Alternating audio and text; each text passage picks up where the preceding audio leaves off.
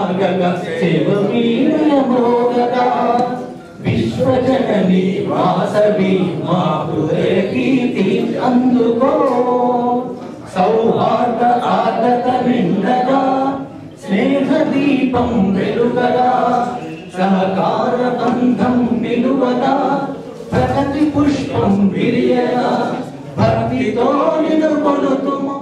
అన్ని దేశాల్లో ఉన్నటువంటి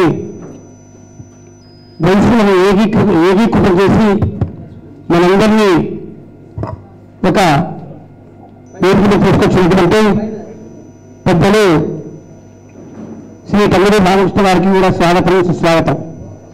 అదేవిధంగా nodal army secretary Shri Krishnamurthy Mallikarjuna గారికి కూడా స్వాగతం సుస్వాగతం. కృష్ణమూర్తి గారికి మరియు కృష్ణమూర్తి మల్లికార్జున గారికి అదేవిధంగా అదనపు ప్రధాన కార్యదర్శి శ్రీ పురసూరి శ్రీనివాస్ గారికి అదేవిధంగా ఈ పక్క చేసినటువంటి పెద్దలు సుబ్బారావు గారికి మనందరికీ నాయకులైనటువంటి తెలంగాణ రాష్ట్ర అధ్యక్షులు శ్రీ కాశపు బాలగుప్త గారికి స్వాగతం సుస్వాగతం. అదేవిధంగా గౌరవ అధ్యక్షులు శ్రీ అడ్డా శ్రీనివాస్ గారికి కూడా వేదికలకు రావాల్సిందిగా సౌకర్యం కోరుతున్నాను. చిత్ర శ్రీనివాస్ గారు కూడా స్వాగతం సుస్వాగతం. అదేవిధంగా మనంతా తప్పకుండా వస్తాను చెప్తున్నారు. నిజంగా వారికి మా పాదాది వందనాలు. అదేవిధంగా గోడల అధ్యక్షుడు రామకృష్ణ గారికి స్వాగతం సుస్వాగతం. మరి సుబ్బారావు గారికి అదేవిధంగా మల్లికార్జున గారికి ఆదం కృష్ణమూర్తి గారికి శ్రీనివాస్ గారికి మరి చింతల శ్రీనివాస్ గారికి కుమార్ గారికి అదేవిధంగా వేదిక మీద ఉన్నటువంటి పెద్దలందరూ కూడా స్వాగతం సుస్వాగతం. మరి మా కోరికను ముందుకు వచ్చినటువంటి అందరికీ సోదరులందరికీ స్వాగతం సుస్వాగతం. మరి ఈనాటి కార్యక్రమము మనందరికీ కూడా తెలిసి ఈ మధ్యనే కేంద్ర ప్రభుత్వం అగ్ర కులాల్లో ఉన్నటువంటి పేదలకు 10% ఏదో రిజర్వేషన్ ప్రకటించిందో మరి అది అంత ఈజీగా మనం అందరికీ తెలియదు. కొన్ని విషయాలు అందరికీ తెలియాల్సిన అవసరం ఉంది. మరి దీనికి ఎంత కష్టపడాల్సి వచ్చింది, ఎంత పోరాటాలు చేయాల్సి వచ్చింది, ఏ విధంగా మనం ఉద్యమాలు చేయాల్సి వచ్చింది, మరి ఇవన్నీ మీకు తెలియాల్సిన అవసరం ఉంది. మరి వ్యాన్ ద్వారా మన గోడల అధ్యక్షులు రామకృష్ణ గారు ఎవరైతే ఉన్నారో మరి ఆర్నిసలు పోరాటాలు ఉద్యమాలు ఒక జేఏసీ ఏర్పాటు చేసి పెద్ద పెద్ద ప్రోగ్రాంలు పెద్ద కార్యక్రమాలు చేసి మరి సెంట్రల్ గవర్నమెంట్కి అనుకోండి స్టేట్ గవర్నమెంట్కి అనుకోండి వాళ్ళని కన్నీ గెలిపించడానికి చేసిన దాని కృషి చాలా చిన్నది కాదు, చాలా పెద్ద కృషి. మరి ఈరోజు కేంద్ర ప్రభుత్వం మనకు 15% డిమాండ్ మనది, వాళ్ళు 10% మనకి ఇవ్వడానికి ముందుకు వచ్చిందంటే నిజం కూడా ఈ యొక్క ఘనత ఈ యొక్క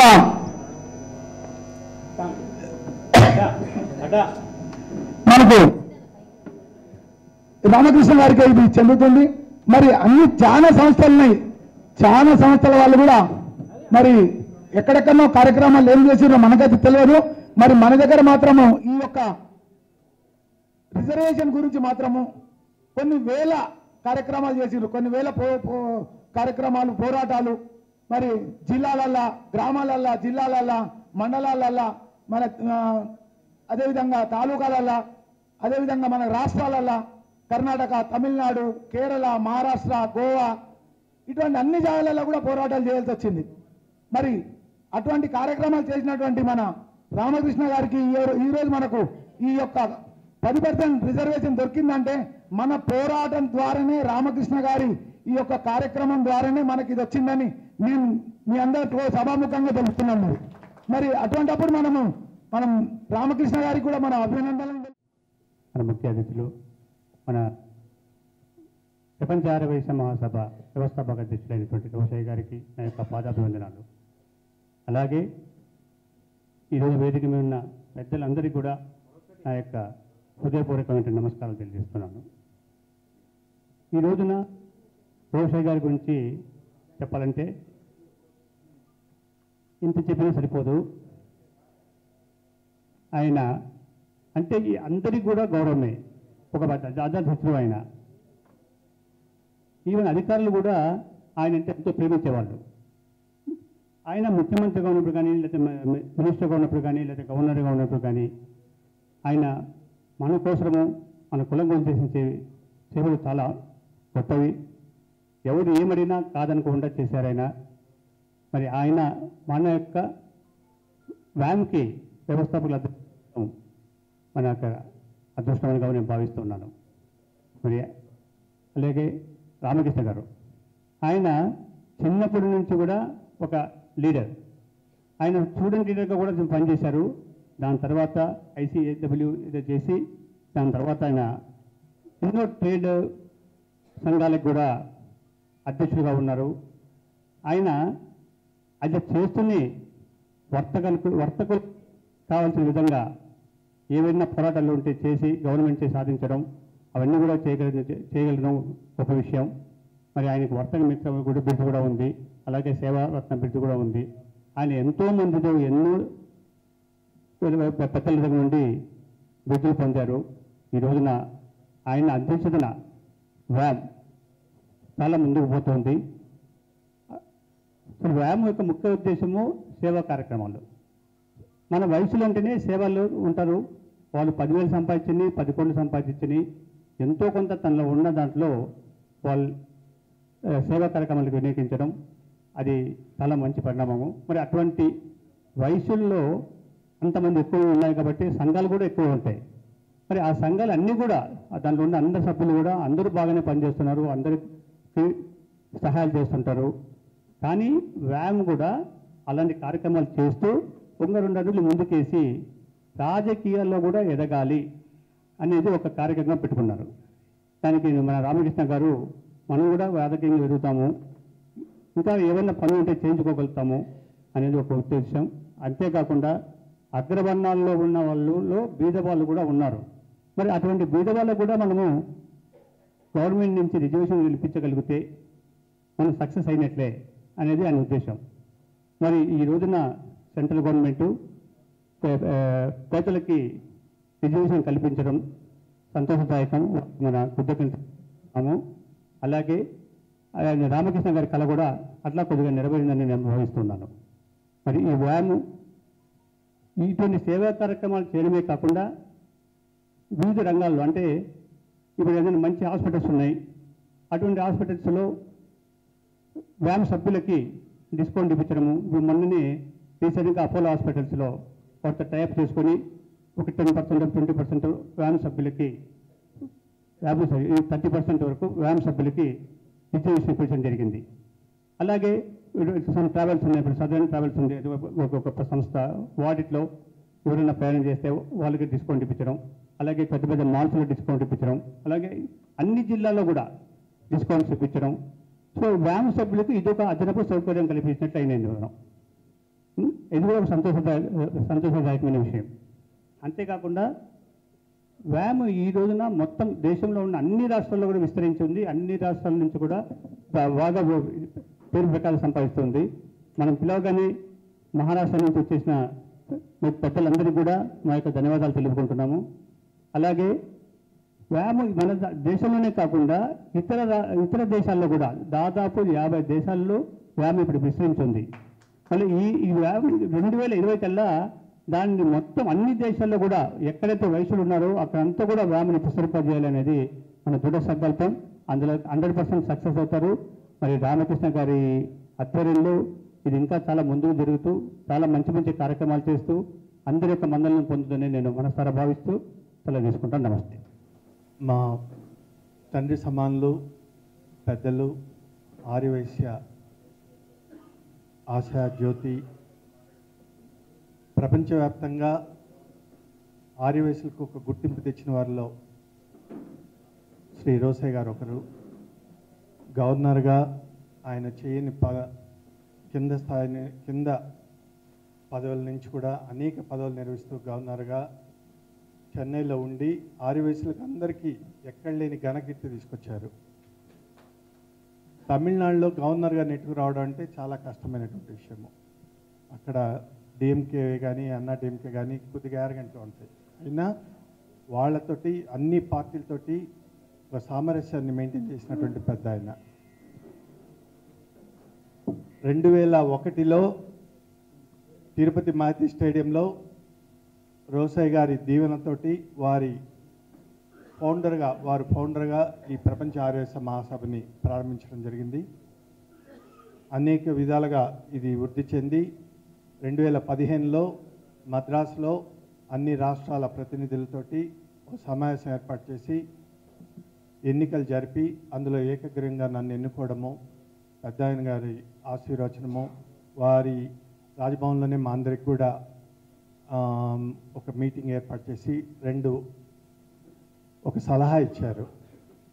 ఆర్యవైశ్యులు అనేక రకాలైనటువంటి సర్వీస్ చేస్తుంటారు. ఒక ఐడెంటిఫికేషన్ లేకుండా పోతా ఉంది. మీరన్నా ఒక ఐడెంటిఫికేషన్ తీసుకోండి.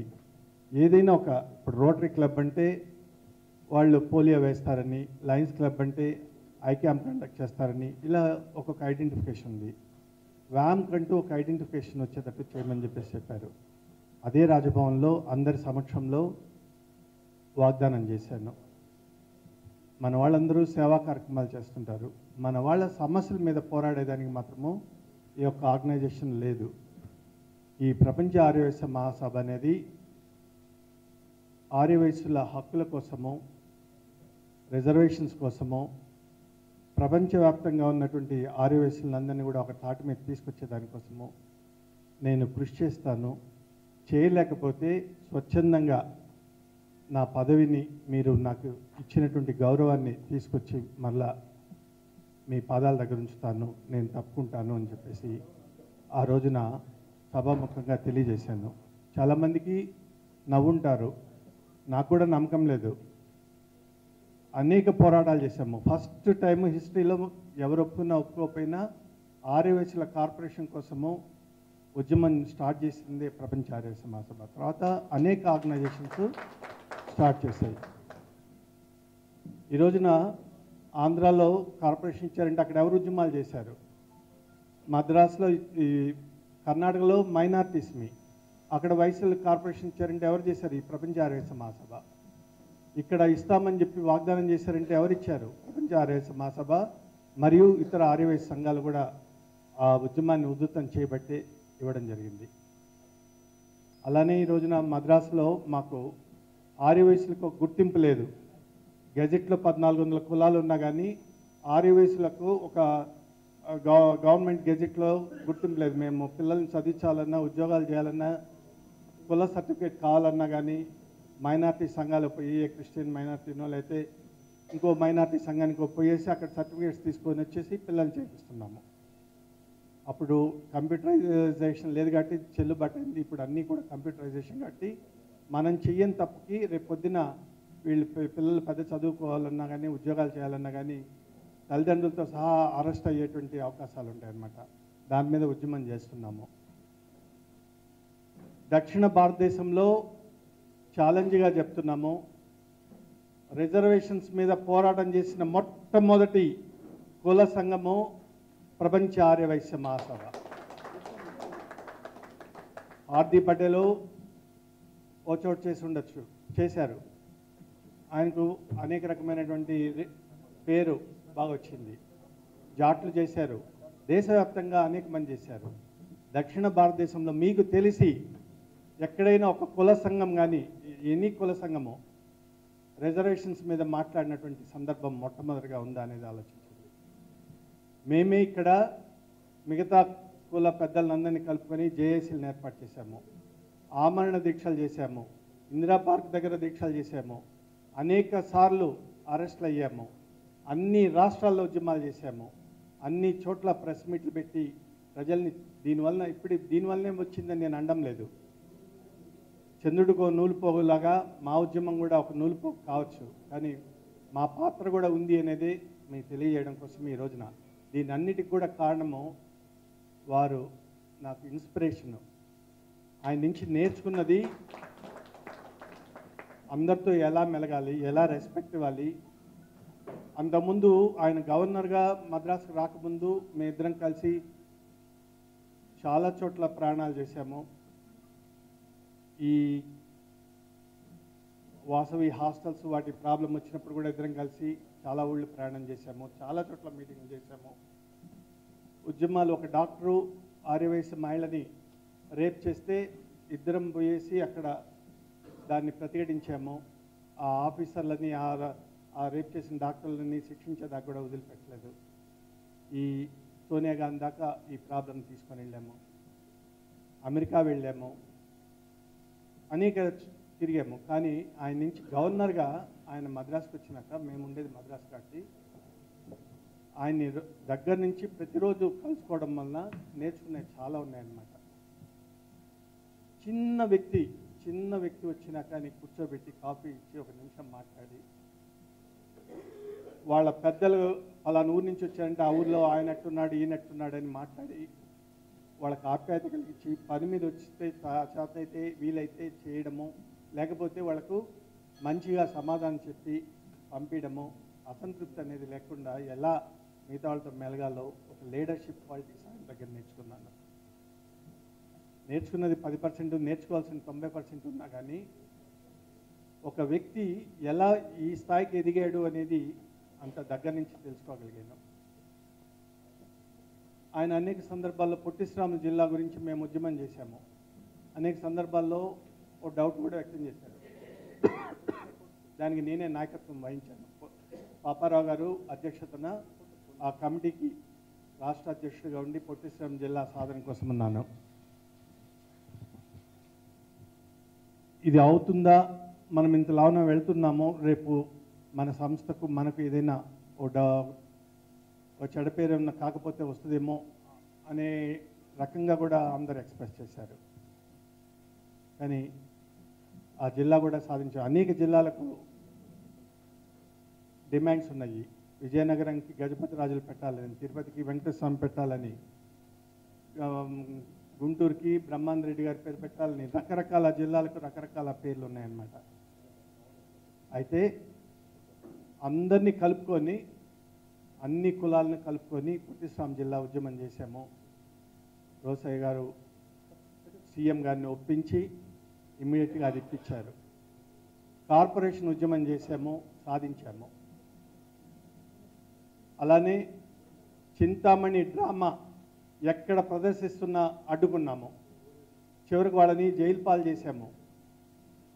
చిన్న ఎగ్జాంపుల్, రీసెంట్గా విశాఖ ఉక్కు వాళ్ళ కాంపౌండ్లో 2000 మంది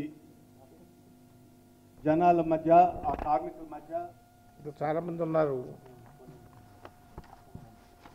ఈ పేర్లని నాకు అర్థం కావట్లా.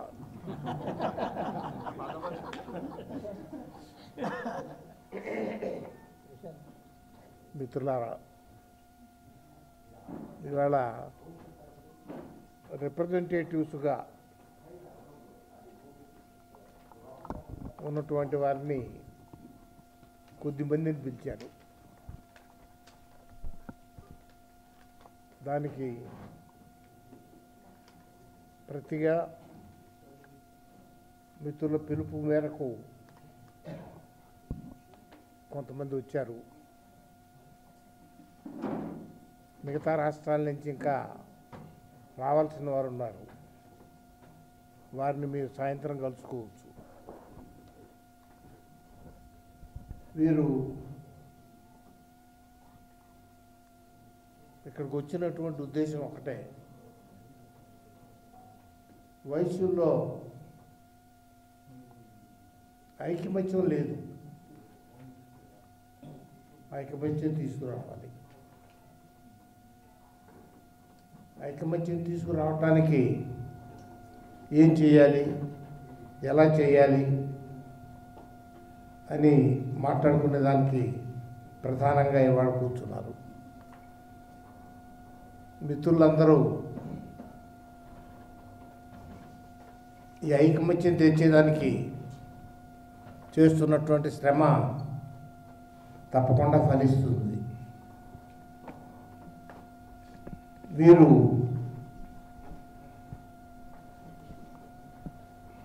ఏ రాష్ట్రాలకు వెళ్తున్నారో ఆయా రాష్ట్రాల్లో ప్రచారం జరుగుతూ ఉంది. కానీ మహారాష్ట్ర వెళితే మహారాష్ట్రలో జరిగినటువంటి కార్యక్రమాలు, వీరి మాటలు, అక్కడ పెద్దలు వారి మాటలు అవన్నీ ఇక్కడ రిపోర్టు కావు. అట్లా ఉంటున్నాయి. ఏమైనా వయసుల్లో ఐక్యత రావాలి. ఐక్యత బాగా బలీయంగా రావాలి. బలీయంగా వచ్చిన తరువాత వయసులందరూ సంఘటితమై ఒక మహా ప్రదర్శనలాగా ప్రభుత్వానికి కనపడాలి. అలా ఉద్యమాన్ని మెల్లమెల్లగా పెంచుకుంటూ ముందుకు పోవాలి. ఆ ప్రయత్నంలో ఉన్నారు మిత్రులందరూ. ఆ ప్రయత్నం సఫలీకృతం అవుతుంది. సఫలీకృతం కావడం అంటే ఒకరోజు కాదు. ఈ ఉద్యమాలు చాలా కాలం సాగుతూ ఉంటాయి. వారు కూడా అందరినీ కలుపుకొని, అందరినీ కూడగట్టుకొని ముందుకు వెళ్ళేదానికి ప్రయత్నం చేస్తున్నారు.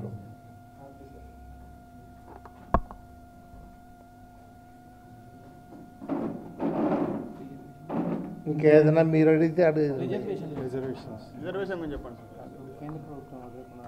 ధన్యవాదాలు. అన్ని పార్టీలు అవి అన్ని పార్టీలు అడుగుతున్నాయి. అలాగే వైశ్య సంఘం కూడా అడుగుతూ ఉంది. నమస్తే, వీతును స్వాగతం. లక్ష్యం సమాజేతం. నేను మీ సురేష్ దండు. ప్రపంచ ఆర్యవైశ్య మహాసభ, మరి ఇక్కడ ఉన్నటువంటి సభలో ముఖ్య అతిథులు. నమస్తే, వీతును స్వాగతం. లక్ష్యం సమాజహితం. ఇప్పుడు జరుగుతుందల్లా రాజకీయ చర్చ. 10% రిజర్వేషన్, అగ్రవర్ణాల్లో ఉన్నటువంటి పేదలకు 10% రిజర్వేషన్. మరి అది ఎలా స్టార్ట్ అయింది, ఎవరు ఆ ఉద్యమాన్ని గలమెత్తారు, ఆ ప్రముఖ వ్యక్తే ఈరోజు మనం ఇంటర్వ్యూ చేసుకుంటున్నాం. సక్సెస్ మీట్, మరి ముఖ్య అతిథిగా కొణిచెట్టి రోషయ్య గారు వచ్చారు. వరల్డ్ ఆర్యవైశ్య మహాసభ మరి ప్రెసిడెంట్ రామకృష్ణ గారు ఉన్నారు, టంగుటూరి రామకృష్ణ గారు. అలాగే ఈ వరల్డ్ ఆర్యవైశ్య మహాసభలో ఉన్నటువంటి ప్రముఖులు బండారు సుబ్బారావు గారు, కాశెట్టి పాండుగుప్తా, డాక్టర్ మల్లికార్జునరావు గారు, అడ్డ Srinivasu, Murramsetti Srinivasulu, Badam Krishnarao, general secretary Sarabu Visweswaraiah, L V Kumar మొన్నగ వారు ఉన్నారు. మరి కార్యక్రమంలోకి ముందుగా వెళ్ళే ముందు టంగుటూరి రామకృష్ణ గారికి మరి నమస్కారం తెలియజేస్తూ. నమస్తే అండి సార్, మొత్తం మీద చూసుకున్నట్టయితే అగ్రవర్ణ కులాల వారికి 10% రిజర్వేషన్ సాధించారు, సక్సెస్ మీట్ పెట్టారు. ఎలా అనిపిస్తుంది? రియల్లీ చాలా హ్యాపీగా ఉంది. ఎందుకంటే ఎన్నో ఉద్యమాలు చేసాము, ఎన్నో సాధించాము. కానీ ఇంత నియర్ ఫ్యూచర్లో ఇది సాధిస్తాము అని మేము నేనే కాదు, ఎటువంటి నాయకులు కూడా అనుకోలేదు. అది రాజకీయ అవసరాల కోసం అయితేమి, లేదా ఒక కులాన్ని ఒక మతాన్ని దగ్గర తీసుకోవడం కోసం అయితేమి రాజకీయ నాయకులు దీన్ని అందరు కలిసి యాక్సెప్ట్ చేసి ఉండొచ్చు. కానీ ఇది రియల్గా వాళ్ళు ఏ కారణాల చేత యాక్సెప్ట్ చేసినా ఇది మా అందరికీ చాలా సంతోషమైనటువంటి విషయము.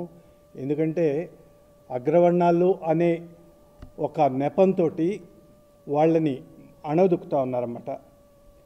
మేమెప్పుడు కూడా అగ్రవర్ణాలు వాళ్ళు ఏ కులంలో ఉండేవాళ్ళైనా కానీ రిజర్వేషన్స్ మిగతా వాళ్ళకు స్టార్ట్ చేసినప్పుడు కానీ పెంచుకుంటూ పోయినప్పుడు కానీ ఏ రోజున కూడా ఎవ్వరికీ అబ్జెక్ట్ చేయలేదు.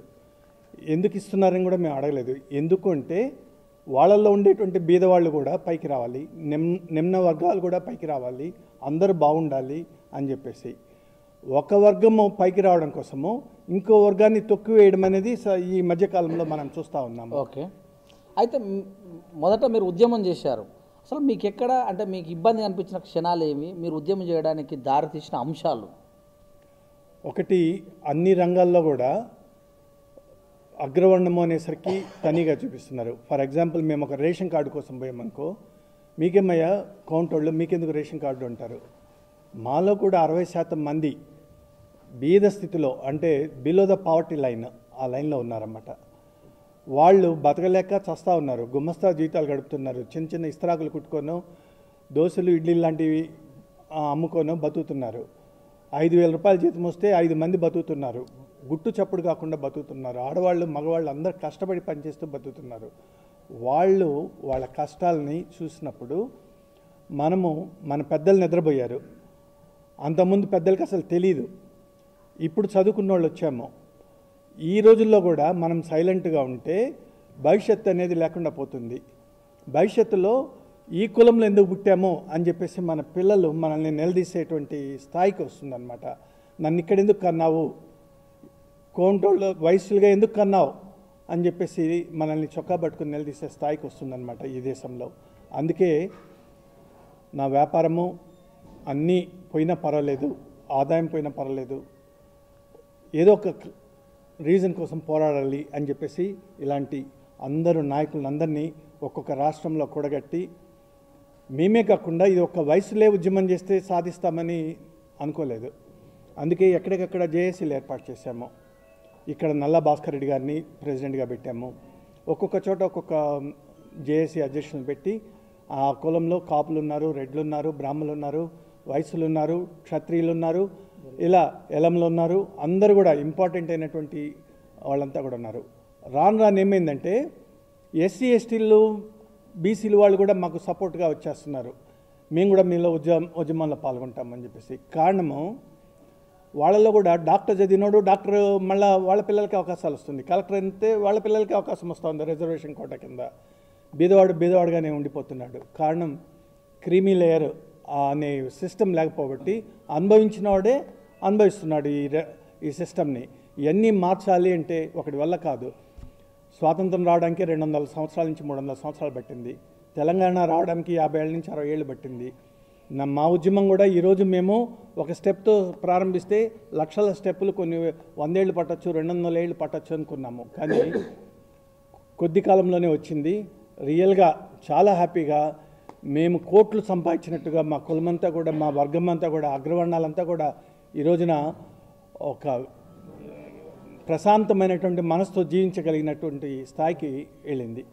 అయితే రాష్ట్ర ప్రభుత్వంలో కానీ కేంద్ర ప్రభుత్వంలో కానీ పరిపాలించిన వాళ్ళు, పాలక వర్గం వాళ్ళు మొత్తం కూడా ఒక సామాజిక వర్గము, అంటే అగ్రవర్ణ వాళ్ళు ఎవరు, ఆ అగ్రవర్ణ వాళ్ళు ఉన్నటువంటి ప్లేసులో పేదలకు హెల్ప్ చేయలేకపోయారా ఇన్ని సంవత్సరాలని కూడా ఒక వాదన పడుతుంది. దురదృష్టవశాత్తు ఈ దేశాన్ని, ఈ రాష్ట్రాలని పరిపాలించిన వాళ్ళలో 90% అగ్రవర్ణాల వాళ్ళే. అది బ్రాహ్మణులు కావచ్చు, వయసులు కావచ్చు, ఎవరైనా కావచ్చు, రెడ్లు కావచ్చు, అగ్రవర్ణాల వాళ్ళే పరిపాలించారు. కానీ వాళ్ళు మాకు అన్యాయం చేశారా లేదా అనే దానికన్నా మాకు న్యాయం అయితే చేయలేదు. మాలో కూడా బీదవాళ్ళు ఉన్నారన్న విషయం వాళ్ళకి తెలుసు.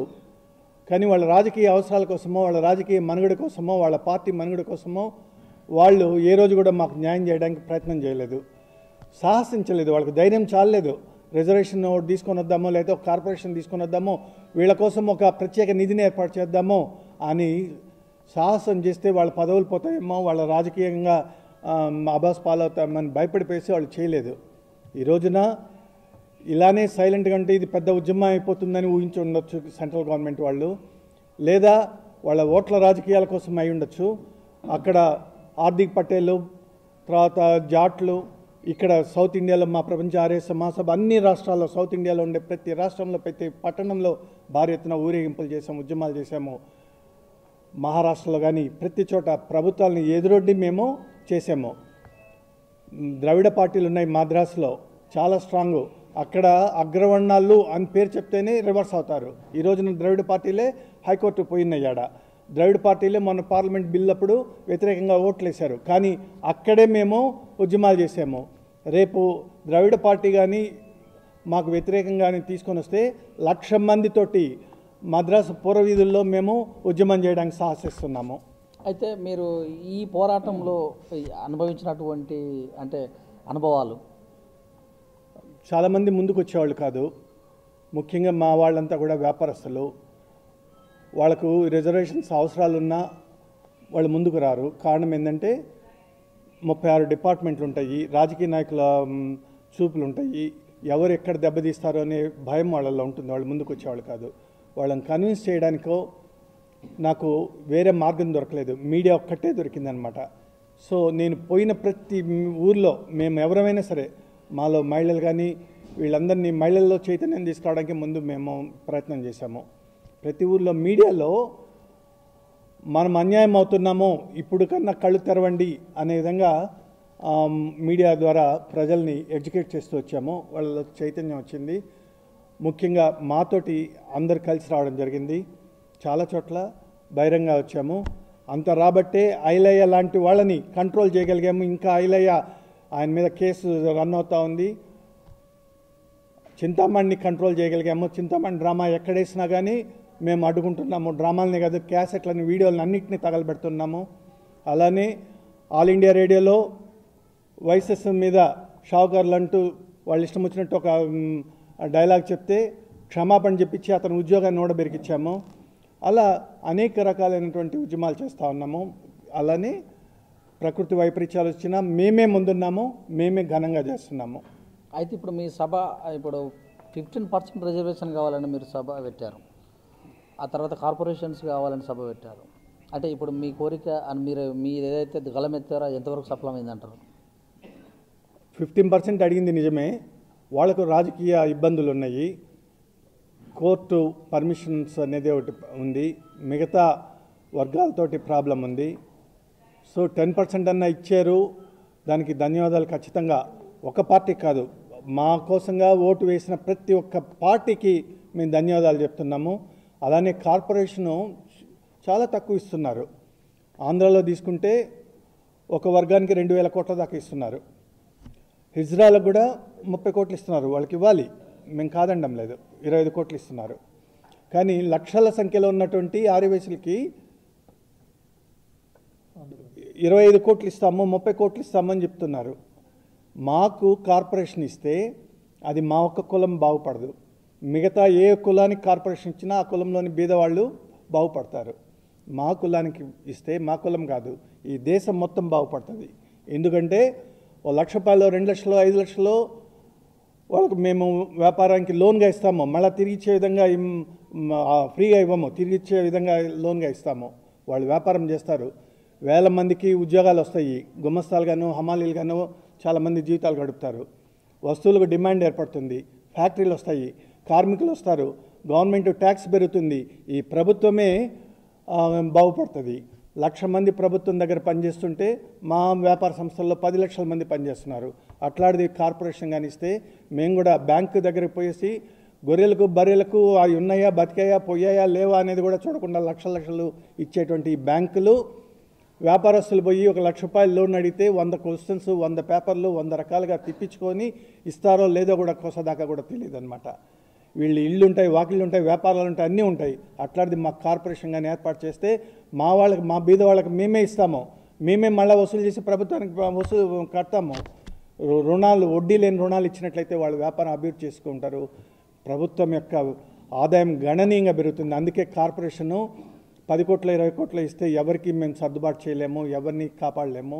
కాబట్టి 1000 కోట్ల రూపాయలతోటి ఆంధ్రప్రదేశ్లోనూ తెలంగాణలోనూ 1000 కోట్లతోటి ఇమ్మని చెప్పాము. మా డిమాండ్స్ వల్లనే ఈరోజున కర్ణాటకలో కూడా అక్కడ మైనార్టీస్మి, అక్కడ కూడా కార్పొరేషన్ ఏర్పడింది. ఇక్కడ 1000 కోట్లతో ఇవ్వాలి. మహారాష్ట్ర వాళ్ళు కూడా వచ్చున్నారు. మహారాష్ట్రలో కూడా మేము కార్పొరేషన్ కోసము డిమాండ్ చేస్తున్నాము.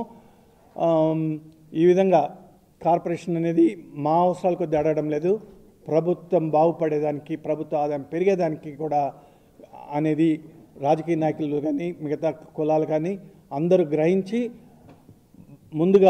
ముందుకు వచ్చి మాకు సహాయం చేయవలసిందిగా కోరుతున్నాం. అయితే ఇప్పుడు మీరు ఈ రిజర్వేషన్ కావాలని ఉద్యమించినప్పుడు అంటే అణగారిన వర్గాలు అయితేనేమి, వెనుకబడిన తరగతి వాళ్ళు అయితేనేమి, అంటే మా మీద రుద్దుతున్నారు, మా రిజర్వేషన్ గుంజుకుంటారు అని ఇలాంటి బెదిరింపు కాల్స్ కానీ బెదిరించినటువంటి విషయం ఎవరో కాదు, ఆర్ కృష్ణయ్య గారు బహిరంగంగా స్టేట్మెంట్ ఇచ్చారు. ఇక్కడ ఇందిరా పార్క్ దగ్గర మేము నిరాహార దీక్ష చేశాము, నేనే కూర్చున్నాను. ఆర్ కృష్ణయ్య గారు స్టేట్మెంట్ ఇచ్చారు, నా దగ్గర రికార్డు ఉంది. రిజర్వేషన్స్ కోసం కానీ మీరు ఉద్యమిస్తే తరిమి కొడతామని చెప్పి స్టేట్మెంట్ ఇచ్చాడు. ఛాలెంజ్ చేశాను, చేతనైతే రండి, మీరు ఒక్క అడుగు ముందుకేస్తే మేము 10 అడుగులు ముందుకేస్తాము, మీరు కర్ర పట్టుకుంటే మేము 10 కర్రలు పట్టుకుంటాము. మా పొట్టకుటి కోసము, మా బీదవాళ్ళ కోసం అడుగుతున్నాం. మీ రిజర్వేషను 0.5% కూడా మాకు అవసరం లేదు, మీది మేము అడగడం లేదు. మీరెందుకు మమ్మల్ని రాజకీయ నాయకుల్ని రెచ్చగొడుతున్నారు? అది సభ్యతేనా? మేము మనుషులం కాదా? ఈ దేశం అభివృద్ధికి మేము పాటుపడడం లేదా? మేము కాదా ట్యాక్స్ కట్టేది అని చెప్పేసి గట్టిగా మాట్లాడడం జరిగింది. అది ఎవరైనా కానీ, ఇందానే చెప్పాను, ద్రవిడ పార్టీలు అక్కడ వాళ్ళకు ఒక అలవాటు ఉంది. ద్రవిడ పార్టీలు వాళ్ళకి వ్యతిరేకంగా ఎవరైనా ఇది చేస్తే వాళ్ళు దాడులు కూడా చేస్తారు. కానీ మేము దాడులు అయినా పర్వాలేదు, మాకే కష్ట నష్టాలు జరిగినా పర్వాలేదు, భవిష్యత్తులో మన పిల్లలకు న్యాయం జరిగితే చాలు అనే ఉద్యమంలో ఉన్నాము. అయితే అగ్రవర్ణాలంతా చదువుకున్న దాంట్లో కూడా బాగానే ఉన్నారు, బాగానే చదువుకుంటారు. ఏమైనా బ్యాక్వర్డ్ క్యాస్ట్లో మాత్రం చదువుకోవాలంటే పూటకెళ్ళదు అనే కామెంట్ ఉంది. ఇలాంటి రిజర్వేషన్ల వల్ల అలాంటి వాళ్ళకి ఎఫెక్ట్ పడే, చదువుకున్న వాళ్ళకి మరీ జాబులు రాకుండా పోయే అవకాశం ఉందన్నట్టు ఒక కామెంట్ వినబడుతుంది. అగ్రవర్ణాల్లో అందరికి అడగడం లేదు. అగ్రవర్ణాల్లో కూడా అందరిలో కూడా బ్రాహ్మణులు ఈ రోజున కూటికి గడవనటువంటి బ్రాహ్మణులు ఎంతమంది ఉన్నారు? పొలాలు జరుగుబాటు లేకుండా ఉండేటువంటి రైతులు ఎంతమంది ఉన్నారు? కాపులు ఎంతమంది ఉన్నారు? రెడ్లు ఎంతమంది ఉన్నారు? అన్ని కులాల్లో కులంలో పుట్టినంత మాత్రం నాడు కోటేశాడు కాదు. అన్ని కులాల్లో బీదవాళ్ళు ఉన్నారు. ఒక వర్గంలో బీదవాళ్ళు గతంలో నుంచి ఎప్పటి నుంచో వెనకబడిపోయినారు, వాళ్ళు ముందుకు తీసుకురావాలి. అంబేద్కర్ గారు 10% రిజర్వేషను 10 సంవత్సరాలు కనిపెట్టారు. 10 సంవత్సరాల తర్వాత ఈ రిజర్వేషన్ ఉండకూడదు, తీసేయమని ఆయన చెప్పారు. తర్వాత ఎన్నికల్లో నిలబడ్డారు, ఆయనే ఓడిపోయాడు. అది ఈ రాజకీయాలు. అయితే మీరు చెప్పినట్టుగా ప్రతి గుళ్ళో కూడా చైర్మన్లు అయితేనేమి, గుళ్ళో పూజారులు అయితేనేమి ఒక వర్గం వాళ్ళు తీసుకుంటారు, ప్రెసిడెంట్లు అయినా కూడా ఒక వర్గం వాళ్ళు ఉంటారు, గొప్ప గొప్ప కార్యక్రమాలు అయినా కూడా ఒక వర్గం వాళ్ళే ఉంటారు. ఈ బ్యాక్వర్డ్ వాళ్ళకు అలాంటి అవకాశాలు లేవు, మరి అందులో కూడా రిజర్వేషన్స్ కావాలని ఒక వాదన పడుతుంది. ప్రతి గుడిలో కన్యకా పరమేశ్వరి అమ్మవారి గుడి తప్పితే ప్రతి గుడిలో కూడా బోర్డు మెంబర్స్ ఉంటారు. ఆ బోర్డు మెంబర్స్ గవర్నమెంట్ నేమ్ ఇస్తుంది, నామ్స్ ఉంటాయి, దానిలో ఒక హరిజన్ ఉండాలి, అన్ని కులాలు ఉండాలి. మీరన్నట్టు ఒక వర్గమే ఉండదు. ఇంకోటి దురదృష్టవశాత్తు ఏంటంటే మా వయసును తీసుకొని వెళ్ళి వీళ్ళని సంతృప్తి పరచడానికి దీపారాధన కూడా నోచుకున్నటువంటి గుళ్ళల్లో చైర్మన్లుగా వేస్తారు. అదే పవర్ ఉండేటువంటి వాటిలోనో పెద్ద పెద్ద టీటీడీలోనో శ్రీశైలంలోనో ఇక్కడ యాదాద్రిలోనో ఇటువంటి చోట్ల వేరు. ఎక్కడ నోచుకొని గుళ్ళు లేకపోతే మార్మల్లో ఉండేటువంటి గుళ్ళల్లో వేస్తారు. రైల్వే బోర్డులో జీవితకాలంలో ఒక్కసారి కూడా మీటింగ్ జరిగినటువంటి వాటిలో మమ్మల్ని బోర్డు మెంబర్గా వేస్తారు. పేరుకి మేము అందరికీ అక్కడ చెప్పుకోవడానికి. కార్పొరేషన్స్ మిగతా పెద్ద పెద్ద పవర్ఫుల్ అయినటువంటి వాటిలన్నింటిలో కూడా వేరే వాళ్ళని వేస్తున్నారు. ఇది తప్పు. మీరు అంటే ప్రజల్లో ఉండేటువంటి ఆలోచన. మాకు సరైన రాజకీయంగా న్యాయం జరగడం లేదు, ప్రభుత్వ నామినేషన్స్లో న్యాయం జరగడం లేదు, రిజర్వేషన్స్లో న్యాయం జరగడం లేదు. ఏదైనా అణగారిన వర్గము, తొక్కివేయబడిన వర్గము ఉందంటే అగ్రవర్ణాల్లో అన్ని అగ్రవర్ణాలు తీసుకుంటే ఆ అగ్రవర్ణాల్లో మెయిన్గా బ్రాహ్మణులు, వైశ్యులు వీళ్ళని బాగా తొక్కివేస్తున్నటువంటి ప్రస్తుత రాజకీయాలు. అయితే ఇప్పుడు చర్చకు వచ్చిన అంశం జాట్లు కానీ మరి కాపులు కానీ వీళ్ళందరూ కూడా అగ్రవర్ణాలు అయితే అగ్రవర్ణాలకు కూడా 10% ఇచ్చిన దాంట్లో మీ వర్గం అంటే మీరు ఏదైతే వైశ్య వర్గం ఉందో ఎంత పర్సంటేజ్ వచ్చే అవకాశం ఉంది? అగ్రవర్ణాల్లో అక్కడ కూడా ఓ 10 సీట్లు ఉంటే 1000 మంది అప్లై చేస్తారు. ఆ 1000 మందిలో ఇది అగ్రవర్ణాలకు 10 సీట్లు ఉంటే 1000 మంది దాకా అప్లై చేస్తారు. ఆ 1000 మందిలో కూడా మెరిట్ ఎవరిది, అక్కడ కులం ఏం లేదు, అగ్రవర్ణము అనేదే చూస్తారు. మెరిట్ ఉన్న వాళ్ళలో బాగా మెరిట్ ఉండి బీదవాళ్ళలో బాగా బీదవాడు ఎవరో చూసి వాళ్ళకి ఇస్తారు. ఓకే. రాజకీయ ప్రణాళికలో ఉంది, వయసులో రాజకీయంలో చాలా తక్కువ అని కూడా తెలుస్తుంది. ఇప్పుడు మన్నట్టు కూడా చాలా పార్టీలు ఒక టికెట్, ఒక పార్టీ మాత్రం 3 టికెట్లు ఇచ్చినట్టు అనిపిస్తుంది. ఎలా? ఒకటి స్వాతంత్ర ఉద్యమంలో పాల్గొన్నంత కూడా వయసులో ఎక్కువ భాగము. ఆ రోజు గాంధీ ఎక్కడో పిలిపిస్తే వారం రోజుల తర్వాత ఇక్కడ పేపర్లో వచ్చేది. అంగళ్ళు మూసేసి స్వచ్ఛందంగా పాల్గొన్నారు.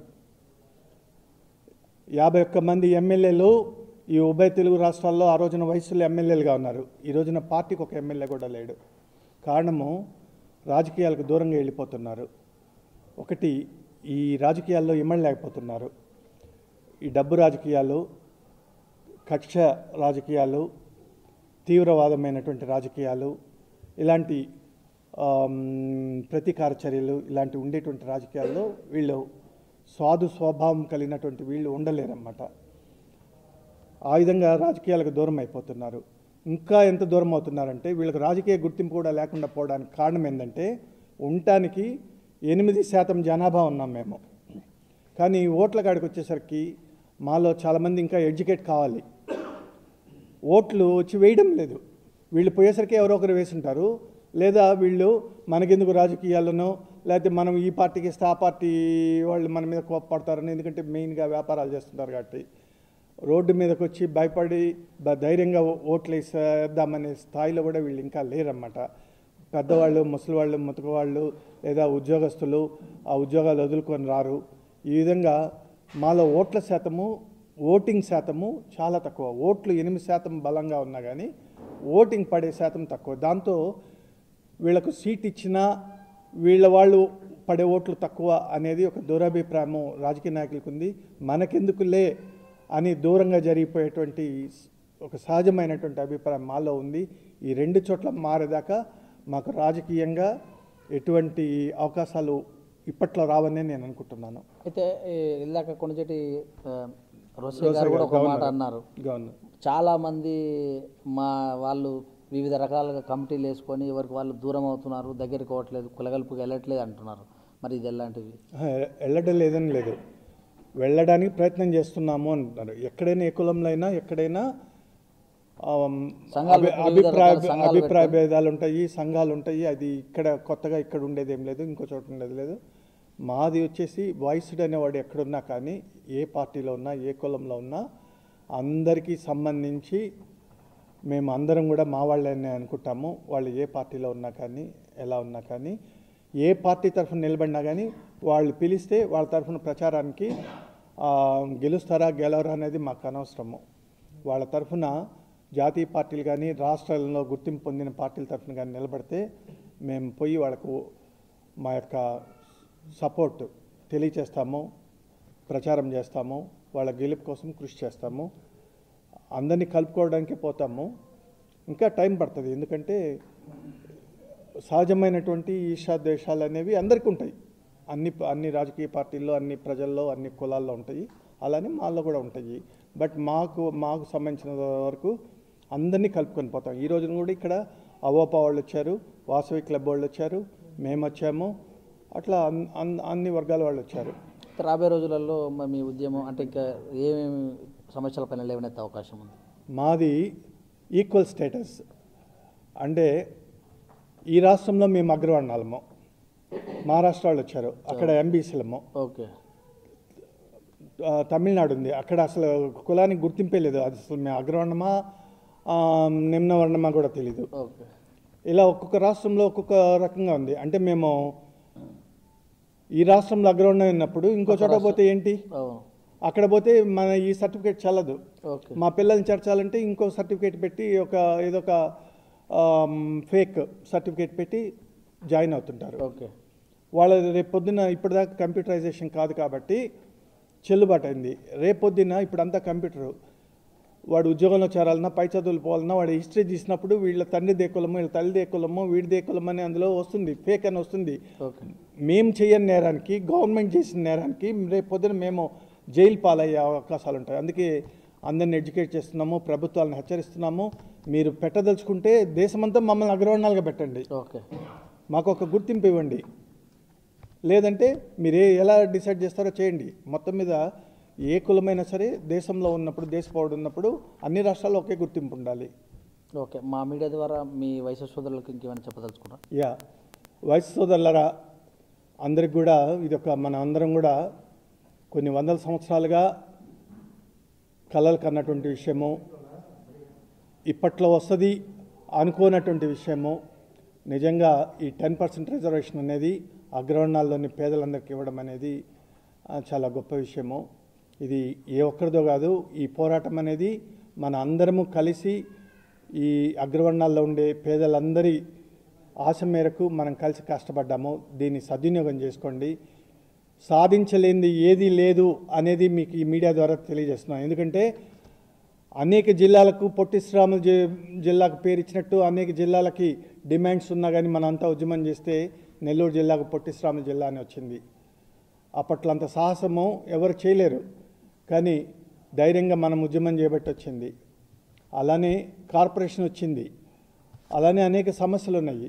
మనం అంతా కలిసి పోరాడితే పోయేదేం లేదు. కాబట్టి అందరూ కూడా కనీసము మీరు రోడ్డు మీదకి వచ్చి పోరాడకపోయినా కానీ సంఘీభావం తెలియచేయండి. మనకు వయసులకు ఉన్నటువంటి గొప్ప అవకాశం మిగతా వాళ్ళకి ఎవరికి లేదు. ఎందుకంటే మనల్ని రోజు 100 మంది కస్టమర్లు కలుస్తారు, వాళ్ళందరిలో ఎంతోమంది ఎడ్యుకేట్ చేయొచ్చు. మన దగ్గర ఆవరేజ్న 10 మంది స్టాఫ్ ఉంటారు. ప్రతి ఒక్కరికి ఒకరి దగ్గర ఒకడున్నా, ఒకరి దగ్గర 10 మంది ఉన్నా, కూలీలైనా, హమాలీలైనా, గుమస్తాలైనా 10 మంది స్టాఫ్ ఉంటారు. వాళ్ళని ప్రభావితం చేయొచ్చు. అంటే ఈ రాజకీయాలు మార్చాలి అంటే మన చేతిలో ఉన్న శక్తిని మనం ఉపయోగించుకుంటే మనకన్నా మించిన శక్తి లేదు. మనం ఈ రాజకీయ నాయక వ్యవస్థనే మార్చగలము. అంత పవర్ఫుల్ అయినటువంటి మన దగ్గర మన పరిచయాలు, మన స్నేహితులు, మన కస్టమర్స్ ఉన్నారు. కాబట్టి మీరందరూ కూడా ధైర్యంగా ఆర్థిక నేరాలకు అవసరం వస్తే కోర్టుకు వెళ్తారే కానీ అరెస్టులు చేసి మనల్ని హింసించేది ఉండదు. కాబట్టి మీరు భయపడిపోయేసి సైలెంట్గా ఉండి భవిష్యత్తులో పిల్లలకి ద్రోహం చేసిన వాళ్ళు కాకుండా మీరు కూడా మన సమస్యల మీద గళమెత్తండి, ఎడ్యుకేట్ చేయండి. రాజకీయ నాయకుల్ని మన డిమాండ్ల కోసము అడగండి, వింత చేయండి, అవసరం వస్తే డిమాండ్ చేయండి, ఉద్యమం చేయండి. Okay sir, thank you. మీ విలువైన సమయాన్ని సక్సెస్ మీడియా ద్వారా మా వీధి న్యూస్ తెలియజేసినందుకు మా తరఫు ధన్యవాదాలు. మా పోరాట ఫలము లేదా ఓట్ల ఫలము ఖచ్చితంగా 10% వచ్చింది. చాలా పోరాటాలు చేశాము, బెదిరింపులు కూడా వచ్చినాయి. వీటిని కూడా వెనకాడకుండా ఉద్యమం ద్వారా సాధించుకున్నాం. రాబోయే రోజులలో కూడా రాజకీయ చైతన్యం ఖచ్చితంగా రావాలని మీడియా ద్వారా టంగుటూరి రామకృష్ణ గారు, ప్రపంచ ఆర్యవైశ్య మహాసభల ప్రెసిడెంట్ గారు తెలియజేశారు. చూస్తుండే వీధి న్యూస్, కెమెరామ్యాన్ అభిలాష్తో మీ సురేష్ దండు.